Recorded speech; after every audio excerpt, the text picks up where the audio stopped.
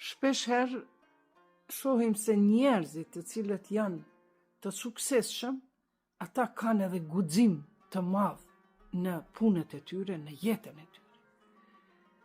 Prandaj, për ta pasur gjithmonë guximin në vete, duhet që punët e tua që i vepron të jenë të pastërta, pa mashtrime, pa mendime negative si t'ja bëj ati apo këti.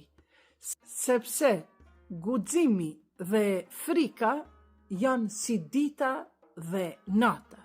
Prandaj, Imam Aliu dhe në tjetrin hadith, profeti Muhammed, paqja e Zotit qoftë mbi të dhe familjen e tij, na mëson kështu për guximin.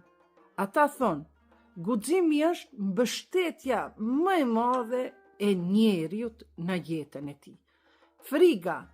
Friga të ndal nga arritja, ndërsa guximi të çon drejt nderit.